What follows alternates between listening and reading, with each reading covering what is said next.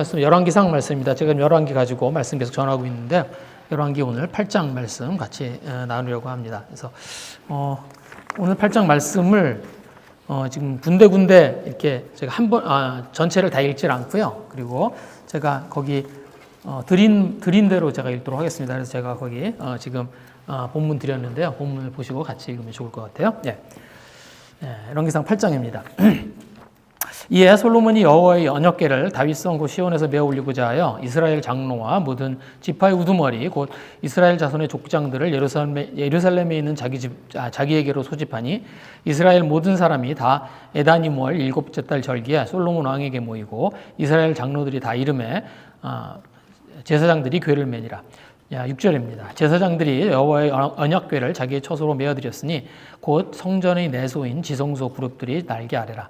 그 궤 안에는 두 돌판 외에는 아무것도 없으니 이것은 이스라엘 자손이 애굽 땅에서 나온 후 여호와께서 저희와 언약을 맺으실 때 모세가 호렙에서 그 안에 넣은 것이더라. 그리고 30절부터 읽겠습니다. 주의 종과 주의 백성 이스라엘이 이곳을 향하여 기도할 때 주는 그 간구함을 들으시되 주께서 계신 곳 하늘에서 들으시고 들으시사 사하여 주옵소서.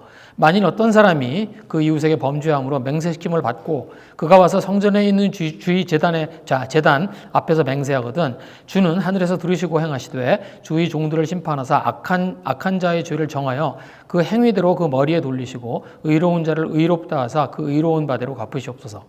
만일 주의 백성 이스라엘이 주께 범죄하여 적국 앞에서 패하게 되므로 주께로 돌아와서 주의 이름을 인정하고 이 성전에서 주께 기도하며 간구하거든 주는 하늘에서 들으시고 주의 백성 이스라엘의 죄를 사하시고 그들이 조상들에게 주신 땅으로 돌아오게 하옵소서. 만일 그들이 주께 범죄함으로 말미암아 하늘이 닫히고 비가 없어서 주께 벌을 받을 때 이곳을 향하여 기도하며 주의 이름을 찬양하고 그들이 주에서 떠나거든 주는 하늘에서 들으사 주의 종들과 주의 백성 이스라엘의 죄를 사하시고 그들이 마땅히 행할 선한 길을 가르쳐 주시오며 주의 백성에게 기업으로 주신 주의 땅에 비를 내리시옵소서. 만일 이 땅에 기근이나 전염병이 있거나 곡식이 시들거나 깐부기가 나거나 메뚜기나 황충이 나거나 적국이 와서 성읍을 에워싸거나 무슨 재앙이나 무슨 질병이 있든지 막론하고 한 사람이나 혹 주의 온 백성 이스라엘이 다 각각 자기 마음의 재앙을 깨닫고 이 성전을 향하여 손을 펴고 무슨 기도나 무슨 간구를 하거든 주는 계신 곳 하늘에서 들으시고 사하시며 각 사람의 마음을 아시오니 그들이 모든 행위대로 행하사 갚으시옵소서. 주만 홀로 사람의 마음을 다 아심이니이다. 그리하시면 그들이 주께서 우리 조상들에게 주신 땅에서 사는 동안에 항상 주를 경외하리이다. 또 주의 백성 이스라엘에 속하지 아니한 자 곧 주의 이름을 위하여 먼 지방에서 온 이방인이라도 그들이 주의 크신 이름과 주의 능한 손과 주의 펴신 팔의 소문을 듣고 와서 이 성전을 향하여 기도하거든 주는 계신 곳 하늘에서 들으시고 이방인이 주께 부르짖는 대로 이루사 땅의 만민이 주의 이름을 알고 주의 백성 이스라엘처럼 경외하게 하시오며 또 내가 건축한 이 성전을 주의 이름으로 일컫는 줄을 알게 하옵소서.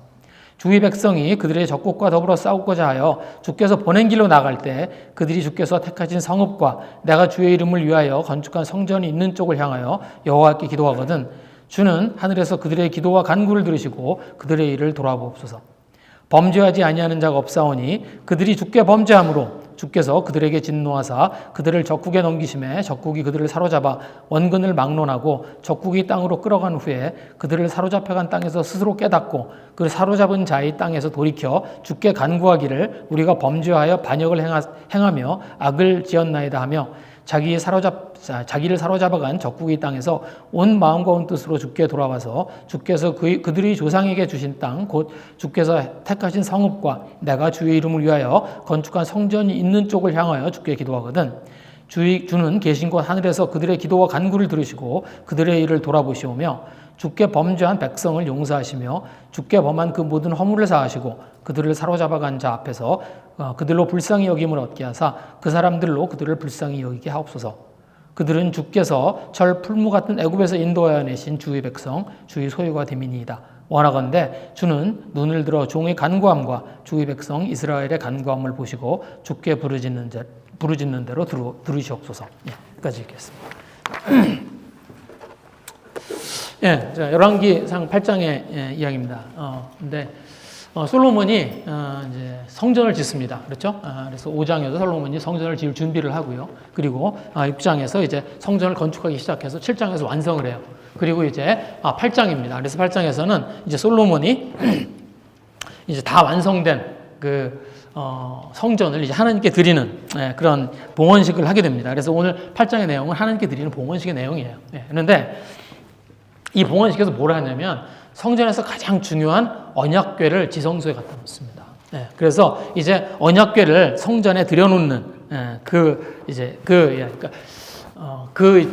행사를 이제 이스라엘 백성들과 함께 하게 됩니다. 그래서 이스라엘에 있는 모든 장로들 그리고 이스라엘에 있는 12지파에서 있는 우두머리들을 다 모으고 그들이 보는 앞에서 제사장이 이제 언약궤를 메어서 이제 성전의 한 가운데 갖다 놓는 거예요. 그래서 이제 그렇게 함으로써 이제 성전이 성전으로 완성이 되는 거죠. 하나님의 말씀이 있는 곳 그리고 하나님의 언약궤가 있는 이제 그곳이 되는 겁니다. 근데 이 언약궤 안에는 뭐가 들어있냐면 하나님이 주신 돌판이 들어있어요. 하나님이 이스라엘 백성들과 이제 언약을 맺으실 때 그때 하나님이 이렇게 그 돌에 이렇게 십계명을 새겨서 주신 그 돌판이 있습니다. 그래서 왜 저희들이 영화 보면 그 십계라는 영화에 보면 왜 이렇게 막 하나님이 그 돌판에다가 이렇게 십계명을 새기는 장면이 나옵니다. 그렇죠? 그래서 그 돌판을 이렇게 모세에게 넘겨주죠. 그래서 그 돌판을 이제 궤를 만들어서 그 돌판, 하나님이 이스라엘 백성과 언약을 맺은 상징으로 주신 그 돌판을 이제 넣어둔 그 언약궤를 이스라엘 백성들이 항상 가지고 다녔어요. 그리고 이제 다윗이 그 돌판을 왕궁 근처에 왕궁에 갖다 놓고 있었습니다. 그런데 이제 그동안 성전이 없어서 그것을 밖에 놔두다가 이제 성전이 완성이 되어서 그 성전에 이제 들여놓는 겁니다. 그런데 근데 이 언약궤에 있는 이 언약궤에 들어있는 돌판, 이것은 하나님이 주신 언약을 상징해요. 그런데 여기에 보시면, 9절의 말씀에 보시면 이렇게 되어 있습니다. 9절 말씀이 그거예요. 이 궤 안에는 두 돌판 외에 아무것도 없으니 이것은 이스라엘 자손이 애굽 땅에서 나온 후 여호와께서 자기와 언약을 맺으실 때 모세가 호렙에서 그 안에 넣은 것이라. 그러니까 하나님이 이스라엘과 언약을 맺으신 거예요. 그런데 우리말로 언약을 맺는다라는 말이요, 사실은 원어로는 한 단어예요. 우리말은 언약을 맺는다 이렇게 이제 씁니다. 그런데 실제로 이 단어가 이제 히브리어로 이렇게 보면 한 단어입니다. 그냥 한 단어예요. 그 단어가 뭐냐면 자른다라는 거예요. 자른다는 뜻입니다. 그러니까 언약을 맺는 게 자르는 거와 무슨 상관이 있어서 이게 자른다라는 말이죠. 그러니까 이 단어를 뭘 자른다라는 말에도 쓰고 언약이라는 말에도 쓰는 거예요, 이스라엘 사람들이. 근데 왜 언약을 맺는 게 뭘 자르는 거와 무슨 상관이 있길래 왜 언약이라는 말을 자른다는 말을 가지고 사용을 하죠? 근데 이스라엘 사람들이 옛날에 중동지방, 그러니까 아주 옛날 중동지방에서 계약을 맺을 때 어떻게 했냐면요. 그들이 계약을 맺는 방법입니다. 어떤 두 사람이 계약을 맺을 때는 그 계약의 당사자들이 이렇게 만나서 어떤 계약을 우리가 맺자고 하고, 그리고 어떤 짐승을 잘라요. 그리고 짐승을 잘라서 그 짐승을 둘로 나누어 놓고 그 사이를 그 계약 당사자들이 지나갑니다. 그러면 그 사람들 앞에서 그 계약 당사자들이 그 잘라진 짐승 사이로 지나가요. 그러면 그 짐승 사이로 지나가는 것을 사람들이 보고 이 두 사람이 이제 계약을 맺어. 이 두 사람이 어떤 계약을 맺었다고 하는 것에 증인이 되어줍니다. 그리고 이 두 사람도 자기 둘이 그 잘라진 짐승 사이를 지나갔다는 것으로 이제 계약을 맺는 행위를 마치는 거예요. 그렇게 하는 겁니다. 그래서 성경에 보시면 실제로 하나님과, 그런데 하나님과 이 계약을 맺은 사람이 있어요, 성경에. 그게 누구냐면 아브라함이에요. 아브라함이 자식이 없어서 염려 가운데 있을 때 하나님이 아브라함에게 나타나십니다. 그리고 아브라함에게 오셔서 자식을 주시겠다고 그래요. 그랬더니 아브라함이 그 말을 믿습니다. 그리고 그 아브라함이 하나님이 하신 말씀을 믿는 걸 보고, 그리고 하나님이 이 아브라함과 언약을 맺으세요. 그래서 그 계약을 하나님과 아브라함이 계약을 맺는 내용이 그게 창세기 15장의 9절에서 17절에 있는 이야기입니다. 그래서 제가 거기 뒤에 보시면, 그래서 제가 그 창세기 15장 9절에서 17절 말씀을 제가 거기 그 프린트 뒤에 드렸어요. 그래서 하나님이 이제 아브라함과 이제 계약을 맺으시려고 아브라함에게 어떤 짐승을 준비하라고 합니다. 그래서 하나님이 그 짐승의 리스트를 아브라함한테 주세요. 그리고 아브라함이 그 리스트를 받아서 그 짐승들을 이제 그 리스트에 있는 짐승들을 반으로 쪼개서 거기에 쭉 늘어놓습니다. 그래서 그 이야기가 9절 10절에 있는 이야기예요. 이게 창세기 15장 9절 10절이 그 이야기입니다. 여호와께서 그에게 이르시되 나를 위하여 3년 된 암소와 3년 된 암염소와 3년 된 숫양과 산 비둘기와 집 비둘기 새끼를 가져올지니라. 그랬더니 아브라함이 그걸 어떻게 준비하냐면 10절처럼 준비해요. 아브라함이 그 모든 것을 가져다가 그 중간을 쪼개고 그 쪼갠 것을 마주 대하여 놓고 그 새는 쪼개지 아니하였더라. 그러니까 뭘 한 거예요? 하나님이 아브라함과 계약을 맺을 준비를 한 거예요. 그러니까 하나님이 아브라함에게 그 짐승을 준비하라고 이야기할 때는 그냥 괜히 준비하라고 한 게 아니라 이제 내가 너와 계약을 맺을 테니까 너 이제 그 짐승들을 잡아서 반으로 쪼개서 이제 이렇게 늘어놓고 나를 기다리라는 이야기를 한 겁니다. 그래서 아브라함이 하나님이 시키신 대로 그렇게 이제 짐승들을 잡아서 이렇게 반으로 쪼개서 이렇게 놔둬요. 그래서 이제 여기에 반으로 쪼갰단 말이 이게 언약이에요. 예. 그래서 이들이 이제 그러니까 그 당시에 있는 사람들은 이렇게 반으로 이렇게 쪼갠 짐승 사이를 지나가면서 만약에 그 계약 당사자 중에서 그 계약을 지키지 않은 사람, 아니면 그 계약을 어긴 사람은 그 짐승처럼 되겠다는 거예요. 그러니까 굉장히 심각한 그런 둘 사이에 어떤 심각한 그 어떤 계약을 맺을 때 사용하는 그런 방법입니다. 그런데 여기 지금 하나님이 주신 보면 암소와 암염소와 수양과 산비둘기와 집비둘기를 이렇게 쭉 이제 다 갖다가 반으로 쪼개 놓으라고 그렇게 하시거든요. 그런데 실제로 그 당시에 이러진 않았어요. 그 당시에는 이제 계약의 크기에 따라 다른 거예요. 계약이 크면 이제 염소나 아니면 소를 잡고 그 반으로 쪼개놓고 그 사이를 지나가고, 아니면 계약이 작으면 그러면 뭐 양 같은 거를 잡아서 그렇게 해서 이제 하는 겁니다. 예. 그런데 하나님은 어떻게 하신 거냐면 그걸 다 그 당시에 이 계약을 위해서 사용하던 모든 짐승을 다 잡으라는 거예요. 그래서 그걸 잡아서 아브라함이 그 앞에 쭉 늘어놓고 하나님을 기다립니다. 그리고 하나님이 아브라함한테 오세요. 그리고 하나님이 어떻게 하시냐면 그 아브라함에게 이제 어떤 약속을, 내가 이 땅을 너에게 주겠다, 내가 너의 하나님이 되겠다라는 약속을 주시고, 그리고 그 사이를 지나가십니다. 17절의 말씀이 그거예요. 그래서 15장 17절이래요. 해가 져서 어두울 때 연기 나는 화로가 보이며 타는 횃불이 쪼갠 고기 사이로 지나니라. 그래서 하나님의 그 불이 그 쪼개놓은 고기 사이로 지나가요. 그런데 재밌는 건 하나님만 지나가세요. 그렇죠? 계약은 두 사람이 하는 거예요. 그렇죠? 계약은 계약 당사자 간에 같이 하는 거예요. 그러니까 어떻게 해야 되냐면 고기를 쪼개놓고 그 사이를 같이 지나가야 돼요. 그래야 계약이 성립이 되는 거예요. 그렇죠? 그래야 계약이 되는 겁니다. 그런데 여기 보시면 하나님이 어떻게 하시냐면 아브라함은 안 지나가요. 하나님만 지나가세요. 그렇죠? 횃불이 쪼갠 고기 사이로 지나요. 무슨 말이에요? 하나님이 아브라함에게 약속하신 거예요. 하나님이 이 언약은 하나님과 아브라함이 상호간에 어떤 약속을 지키겠다는 게 아니라 하나님이 일방적으로 아브라함을 향해서 내가 너와 지금 준 이 약속을 내가 지키겠다라고, 그리고 그 약속을 지키는 어떤 상징으로 하나님이 그 쪼갠 고기 사이를 지나가신 겁니다. 아브라함의 믿음이 약해져도, 그러니까 아브라함의 믿음이 약해지거나 아니면 아브라함이 하나님과의 어떤 약속을 지키지 못해도 그래도 하나님은 어떻게 하시겠다는 거예요?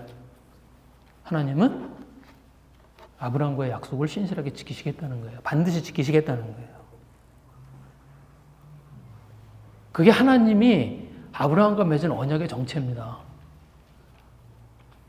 하나님이 우리들과 언약을 맺을 때 그렇게 맺으세요. 하나님이 이스라엘 백성들과 언약을 맺으실 때 하나님이 이스라엘 백성들 향해서 그렇게 언약을 맺으신 거예요. 이스라엘 백성들과 맺은 언약을 하나님이 반드시 지키시겠다고 한 겁니다. 그리고 그 상징으로 하나님이 이스라엘 백성들에게 뭘 주셨어요? 돌판을 주셨어요. 그 돌판은 하나님의 언약을 상징하는 겁니다. 그 돌판은 거기에 있는 어떤 계명들이 있어서 그 계명들을 이렇게 주시기 위해서 하나님이 그 돌판을 주신 게 아니에요. 그 돌판은 하나님이 내가 너희들과 이런 언약을 너희들과 맺었다고 하는 상징으로 하나님 주신 거예요. 그리고 이제 그 돌판이 놓여진 성전은 뭐예요? 이스라엘 백성들과 하나님이 맺은 언약을 상징하는 겁니다. 상징하는 장소가 된 겁니다.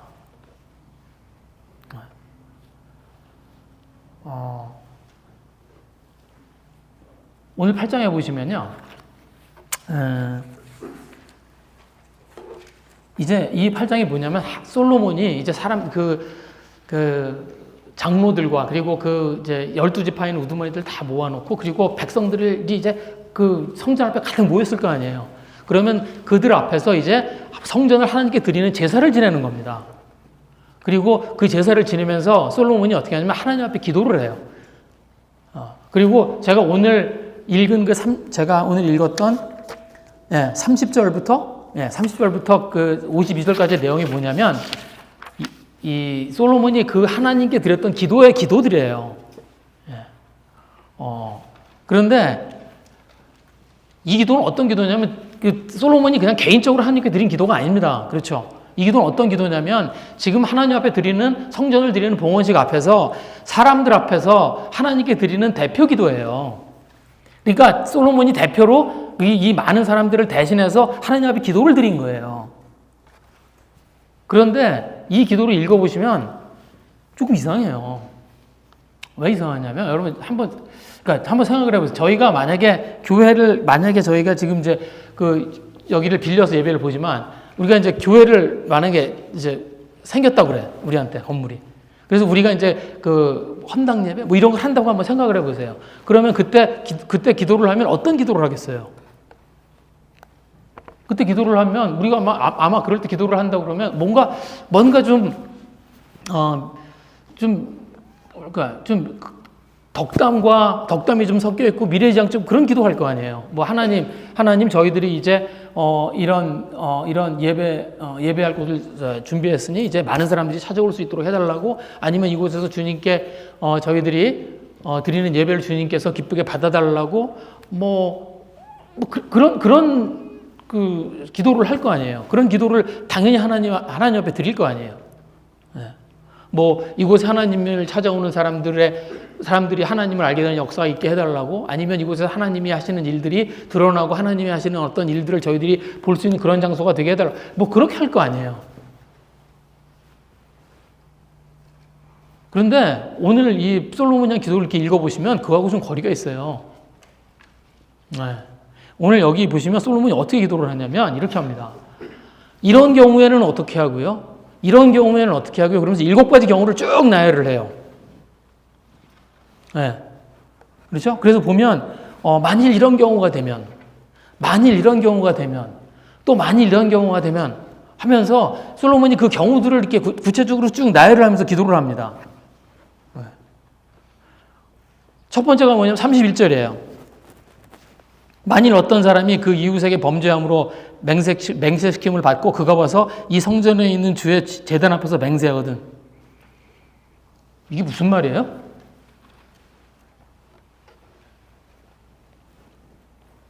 무슨 말을 하려고 하는지 잘 모르겠어요. 지금 솔로몬이 무슨 말을 하는 거예요? 맹세시킴을 받고 그가 와서 성전에 있는 주의 제단 앞에서 맹세하거든? 무슨 말인지 잘 모르는 말을 솔로몬이 합니다.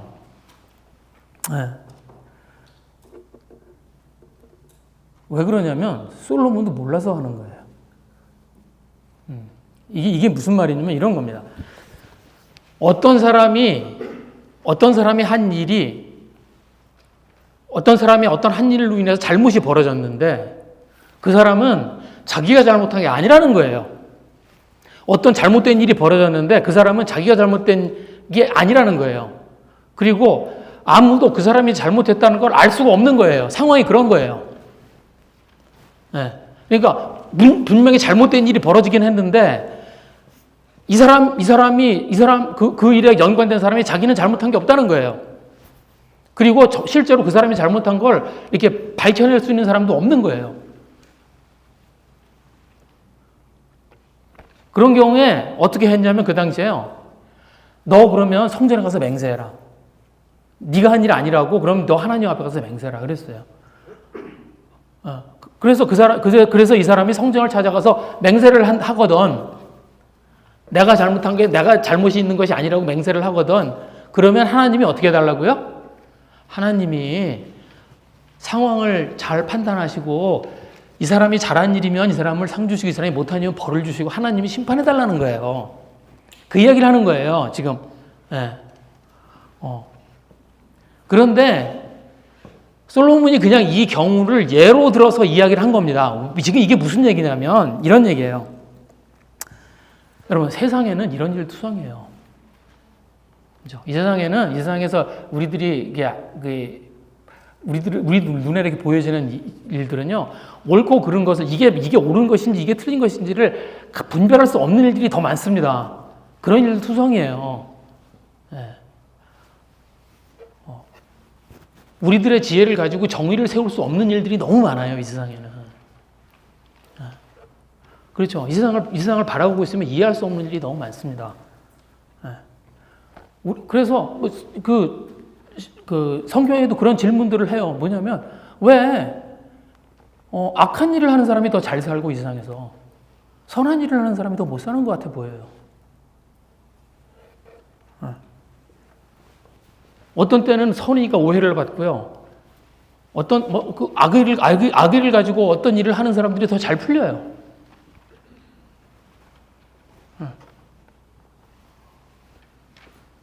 그래서 우리들은 이 세상을 바라보면서요, 정의에 대한 고민이 있어요. 이 세상에 정의가 있나?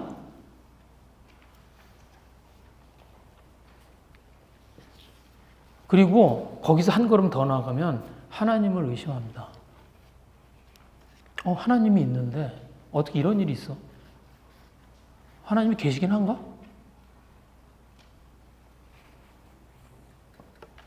어떻게 하나님이 있는데 세상에 불의가 판을 치고 아무리 봐도 이건 아닌 것 같은데 그런 일들이 일어나나? 저희가 캄보디아에 이제 선교를 하러 가지만 캄보디아는 굉장히 비극적인 역사를 가지고 있습니다. 그렇죠? 그게 뭐예요? 킬링필드 사건이 있어요. 200만 명이 죽었습니다. 그게 불과 한 5년 만에 그렇게 된 거예요. 한 5년 만에 200만 명이 죽어요. 200만 명이면 캄보디아 인구의 4분의 1이 죽은 거예요.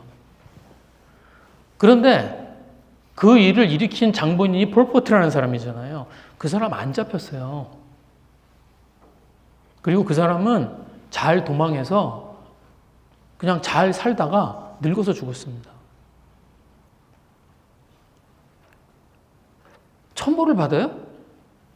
그 사람은 천벌을 받아도 몇 번을 받아야 되는 사람이에요. 그런데 하나님이 계시면 이럴 수 있나?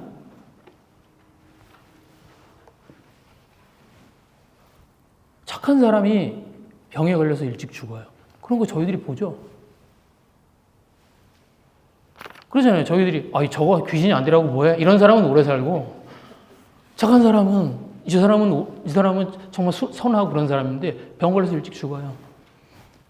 저희가 위안을 삼으려고 저희가 어떤 얘기를 해요? 하나님이 사랑하셔서 일찍 데려가셨다고 얘기를 하지만 하나도 속이 시원하지 않아요. 그렇죠? 우리만의 고민이 아닙니다. 이스라엘 사람들에게도 똑같은 고민이 있었어요.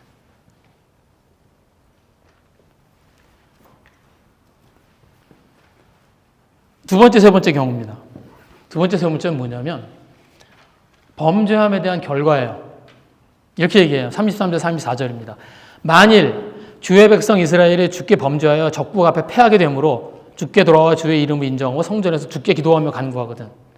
또 35절에 기도했어요. 만일 그들이 주께 범죄함으로 말미암아 하늘이 닫히고 비가 없어서 주께 벌을 받을 때 이곳을 향하여 주의 이름을 찬양하고 그들의 위에서 떠나거든. 그들이 뭘 잘못해서 전쟁에서 지거나 아니면 그들이 뭘 잘못해서 어떻게 돼요? 하늘에서 비가 안 오는 거예요. 그런 일이 생겼다는 거예요. 그래서 이들의 삶에 어려움이 생기고 고난이 생겼다는 거예요. 이게 무슨 말이에요? 하나님의 말씀에 따라서 옳은 일을 가지 않아서 그래서 어떻게 돼요? 자기의 삶에 곤란함이 생기고요. 그 자기의 삶에 어려움이 생겼다는 겁니다.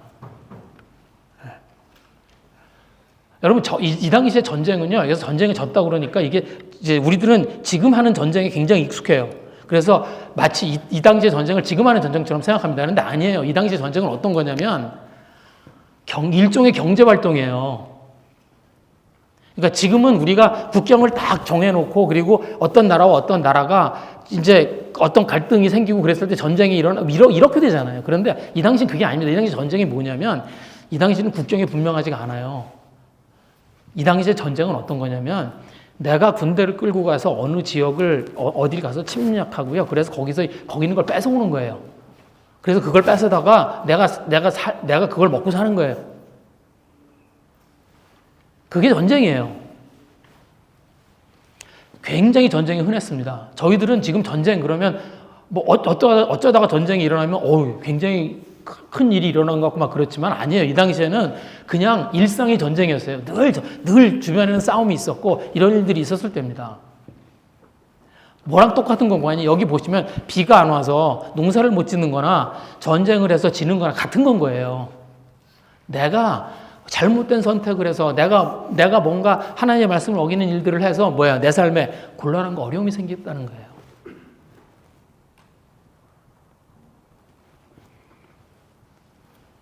그 다음 경우는 더 힘듭니다. 그 다음 경우는 뭐냐면 37절이에요. 뭐예요? 정말 이해할 수 없는 재앙이 생긴 거예요. 37절 말씀입니다. 만일 이 땅에 기근이나 전염병이 있거나 곡식이 시들거나 깐부기가 나거나 메뚜기나 황충이 나거나 적국이 와서 성읍을 에워싸거나 무슨 재앙이나 무슨 질병이 있든지 막론하고 이건 뭐냐면 그냥 내 삶에 재앙이 생기는 거예요. 이유를 알 수 없어. 내가 뭘 잘못한 것도 아니야. 그냥 어려운 일들이 생기는 거예요. 네. 죄로 인한 심판도 아니고 그냥 근거도 없고 알 수도 없는 재앙이 그냥 내 삶에 일어나는 거예요. 저희들의 삶에 이런 일들이 일어납니다. 제가 2004년에 그때 제가 저희 가족들이 와서 저희 가족들과 하고 제가 요세미테 가 있었어요. 그랬는데 그때 요세미테 가 있었는데 그때 무슨 일이 있었냐면 쓰나미 일어났어요. 쓰나미 생각나세요? 그때 큰 쓰나미가 있었습니다. 그래서 인도네시아의 아체라고 하는 거기에는 섬이 있는데 그 쓰나미가 생겨서 어떻게 했냐면 그 물이 그 섬을 그냥 훑고 지나갔어요. 그러니까 한 높이가 한 10m쯤 되는 파도가 그 섬 전체를 쓸고 지나갔어요. 그래서 24만 명이 죽었습니다. 그 섬에서. 당연하죠. 섬이 있는데 섬보다 더 높은 파도가 그 섬을 쓸고 지나갔어요. 그러면 그 섬에 있는 사람들이 다 죄가 있어서 죽은 건가요? 그럼 24만 명이 다 죄가 있어서 죽었어요? 그 사람들이 우리보다 더 선하게 살았을 거예요, 아마.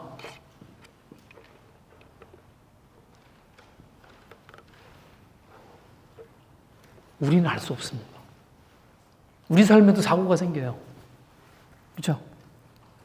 생각지도 않은 일들이 벌어집니다. 갑자기 큰 병에 걸리기도 하고요. 그렇죠. 저희들도 갑자기 사고가 생기기도 하고 생각하지도 않았던 일들이 저희들의 삶에 벌어집니다. 그런 경우라는 거예요. 이 당시에 막 농사를 지어서 여기 이게 깐부기가 나거나 메뚜기나 황충 이 당시에 농사를 막 지어서 이제 막 수확할 때가 되면 메뚜기 떼가 확 몰려와서 수확할 곡식들을 다 먹어치웁니다. 그냥 자연재해인 거예요. 그게 어떤 이유가 있어 생기는 게 아니에요. 몰라요.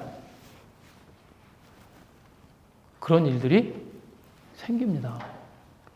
저희들의 삶에도 생겨요.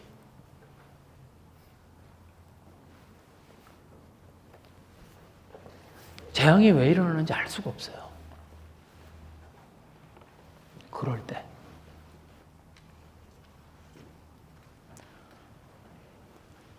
다섯 번째는 이방인에 대한 얘기를 갑자기 합니다. 그렇죠? 41절, 42절이에요. 또 주의 백성 이스라엘에 속하지 아니한 자, 곧 주의 이름을 위하여 먼 지방에서 온 이방인이라도, 그리고 또 42절, 그들이 그 주의 크신 이름과 그 주의 능한 손과 주의 펴신 팔의 소문을 듣고 와서 이 성전을 향하여 기도하거든. 이거 굉장히 이상한 기도입니다. 왜 이게 이상한 기도냐면 솔로몬이 지금 이방인을 언급하는 거예요. 그냥 이스라엘 사람이 이방인을 입에 올리는 것도 부정해요. 그런데 지금 이스라엘의 왕인 솔로몬이 성전을 드리는 그 공식적인 기도를 하면서 그러면서 이방인을 입에 올리는 거예요. 이방인을 위한 기도를 하는 거예요. 이건 이스라엘 사람들한테 너무 이상한 겁니다. 네. 왜? 이방인들은 부정한 사람들이에요. 하나님을 만날 수 있는 기회가 없는 사람들이에요.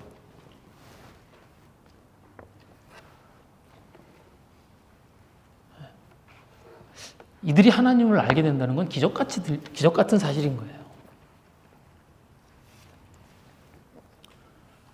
그런데 제가요 이걸 이제 읽고 묵상을 하다 그런 생각이 들었습니다. 제가 30살에 예수님 믿었잖아요. 제가 우리 교회에 와서 30살에 처음 예수님을 믿게 됐잖아요. 처음에 제가 교회에 왔을 때 저는 제가 하나님을 믿을 수 있는 사람이라고 생각해 본 적이 없습니다. 제가 하나님을 믿을 수 있을까? 제가 하나님에 대한 감도 없고, 저는 하나님이라고 하는, 저는 사이언스를 공부했잖아요. 하나님이라고 하는 것에 대한 개념도 없고, 한 번도 본 적도 없고, 하나님이라고 하는 어떤 경험이 있는 것도 아니고, 제가 무슨 헛것을 본 적이 있는 것도 아니고, 하나님이 내 이름을 부르는 걸 들어본 적이 있는 것도 아니고, 한 번도 그런 적도 없어요. 저는 하나님을 믿는다고 하는 게, 저는 가능할 거라고 생각하지 못했었습니다. 네. 제가 교회를 이렇게 좀 다니면서 하나님의 말씀을 들어보고요. 그리고 이렇게 사람들을 만나서 이제 교제를 해보고 그러니까 믿고 싶은 거야. 하나님을 믿는 게 좋을 것 같아요. 그래서 제가 하나님을 믿고 싶은 마음이 이렇게 들었는데,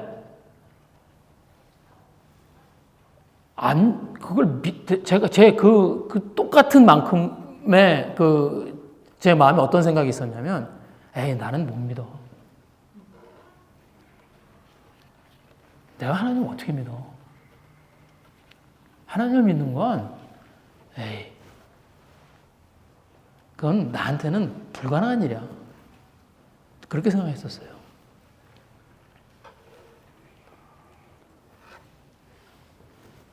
내가 내 삶에 하나님에 대한 증거가 생기고 내 안에 확신이 생길까? 그래서 내가 하나님의 사람이 될 수 있을까? 그런 게 어딨어.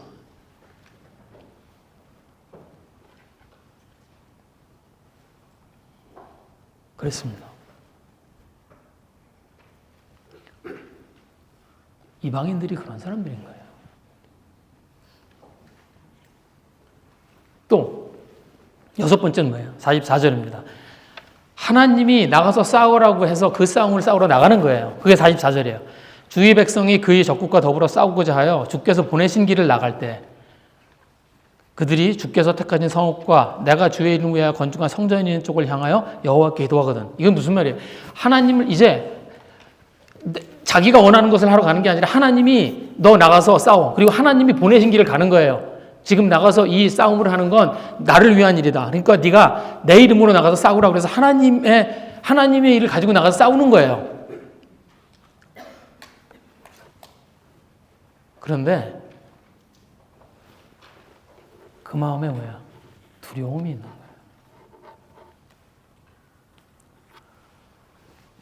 하나님이 나가라고 하는 그 길을 가는데 그 마음이 두려운 거예요. 전쟁을 하러 나가는 일은 그렇습니다. 그렇죠? 그것이 하나님이 가라고 하는 길이라고 하더라도 어때요? 다치고 피를 흘려야 되는 일이에요. 적을 보면 이길 수 없을 것처럼 보입니다. 여러분, 저희가요, 하나님의 말씀을 가지고 하나님의 말씀대로 살아보려고 한번 해보세요. 이런 두려움이 생깁니다. 그럼 하나님의 말씀대로 세상을 살아볼까요? 한번? 예수님의 하신 말씀대로 한번 세상을 살아볼까요? 세상이 사라질까요? 오른쪽 뺨을 맞으면 왼쪽 뺨을 돌려도 될까요? 다른 사람을 나보다 더 낮게 생각할까요? 내가 늘 져주면서 살아야 될까요? 그러면서 살 수 있을까요? 이 세상은 경쟁에서 이겨야 되는 곳이잖아요. 그리고 경쟁에서 이긴 사람에게 어워드가 주어지는 곳이잖아요. 내 온갖 힘을 다해서 열심히 살아도 겨우 살아낼까 말까 한 세상이잖아요. 살아봤잖아요.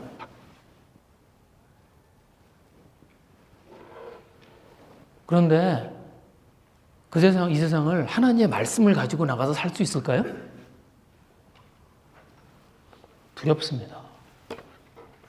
저희들이 하나님의 말씀대로 저희들의 삶을 결정하려고 하면, 그러면 그 두려움이 저희들을 사로잡아요.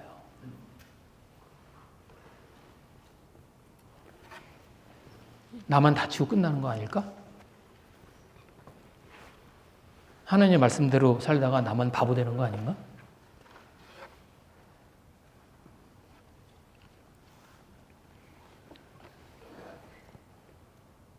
또 마지막은 뭐예요? 7번째, 인생의 절망적인 상황입니다. 이게 돼 있어요. 적에게 지고 사로잡혀서 적국으로 포로로 끌려가 있다는 거예요. 이제 46절이에요. 범죄하지 아니하는 사람 없사오니 그들이 주께 범죄함으로 주께서 그들에게 진노하사 그들을 적국에 넘기심에 적국이 그들을 사로잡아 원근을 막론하고 적국의 땅으로 끌어간 후에. 절망의 상황을 구체적으로 이야기하는 겁니다. 이게 무슨 말이에요? 여러분, 싸움에서 지고 적에게 사로잡혀서 적국의 땅으로 포로로 끌려가 있어요. 그러면 그 상황이 어떤 상황일까요? 내가 지금 싸움에서 나갔어. 그런데 적국한테 졌어. 그리고 그 사람한테 사로잡혀서 이제 포로로 적국에 끌려가 있어요. 그럼 어떤 상황이에요? 빠져나갈 수 없는 절망적인 상황이죠. 언제 죽을지 모르는 상황이죠. 자기는 포로고 사면은 적이고 이 상황을 벗어날 방법이 보이질 않죠.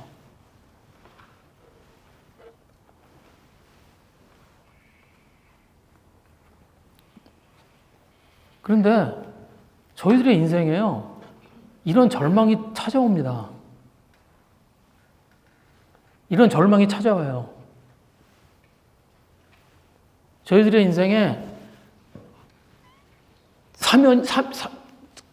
빠져나갈 길이 보이지 않고, 지금 나는 내 인생은 이 나락으로 떨어져 가고 있고, 아무도 나를 돌봐주는 것 같지 않고, 이대로 살다가는 내 인생이 실패할 것 같고, 그런 상황이 저희들의 삶에 생깁니다. 삶의 위기와 삶의 절망이 저희들을 찾아와요.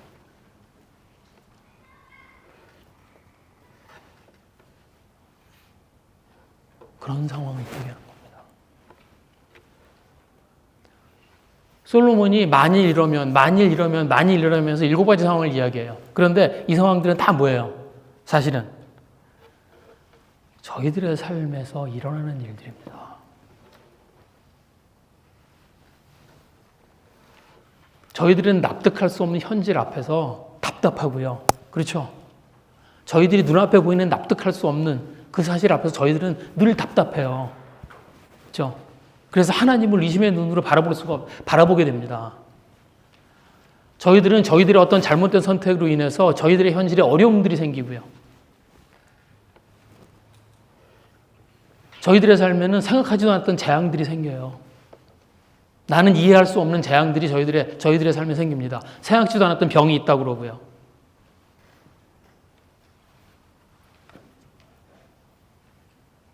어느 날, 그렇죠? 어느 날 갑자기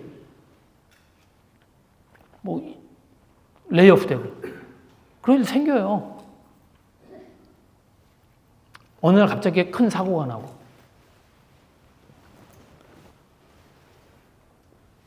하나님을 믿어보려고 해도 믿음이 잘 안 생기기도 하고, 하나님의 말씀을 순종하려고 하는데 두려움이 생기고, 그리고 정말로 저희들의 삶에 절망과 위기의 상황이 저희들의 삶에 생깁니다. 솔로몬이 뭘 한 거예요? 7가지 예를 들어서 뭘 한 거예요? 저희들의 인생을 말해주는 겁니다. 저희들이 처해 있는 상황을 말해주는 거예요. 저희들 안에 있는 의심을 말해주는 거예요. 저희들의 아픔을 이야기하고 있는 거예요.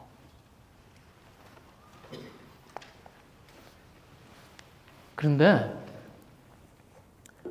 이 모든 시나리오에 대해서 해답이 한 가지입니다. 그게 어떤 상황이든, 그게 어떤, 지금 내 상황이 어떻든, 내가 절망과 위기 가운데 있던, 내가 의심에 빠져 있던, 내가 너무 답답하던,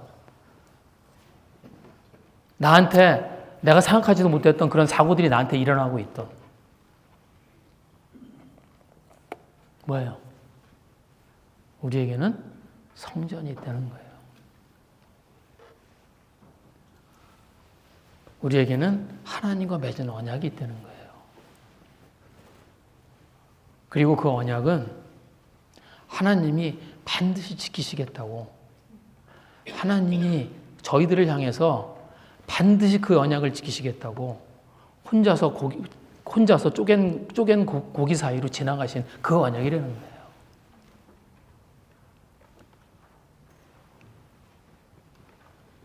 하나님의 그 언약을 붙들려는 겁니다. 그 언약을 기억하고 그 언약을 붙들라는 거예요. 그래서 솔로몬이 뭐라 그래요? 지금 내 앞에 펼쳐져 있는 현실, 그것에서 내 눈을 돌려서 뭘 바라보라고요? 성전을 바라보라고. 그 성전에 있는 언약을 바라보라고. 그리고 그것을 향해서 손을 펴고 그리고 기도하라는 겁니다.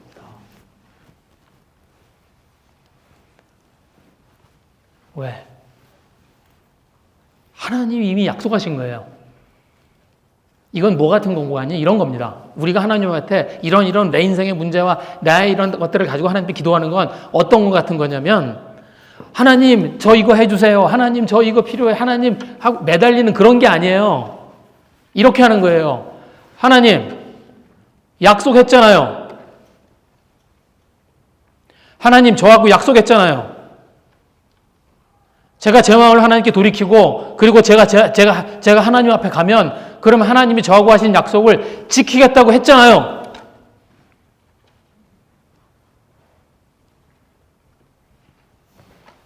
그걸 하려는 거예요. 하나님 붙들고 이거 해주세요. 그거 말고요. 그건 구걸하는 거죠. 그건 계약한 사람들이 하는 게 아니에요. 언약을 맺은 사람들이 하는 게 아니에요. 그거 말고요. 주님, 제가 당신의 자녀입니다. 제가 하나님의 백성입니다. 제가 하나님께 돌아갑니다. 하나님, 저하고 맺으신 약속, 그걸 제 인생에서 보여주세요. 그걸 하려는 겁니다. 솔로몬이 이제 성전을 짓고 그 성전 앞에서 뭘 해요? 하나님께 기도하겠다는 겁니다.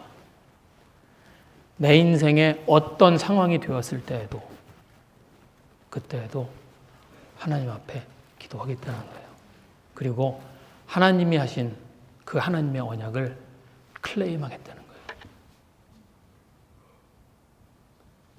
저희가 주님 앞에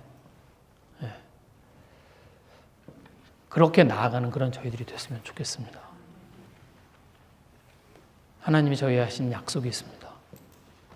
그 약속을 저희들이 붙들고 저희들의 인생 가운데 하나님이 그 약속을 이루어 주시는 일을 경험하는 그런 저희들이 되었으면 좋겠습니다. 같이 기도하시겠습니다.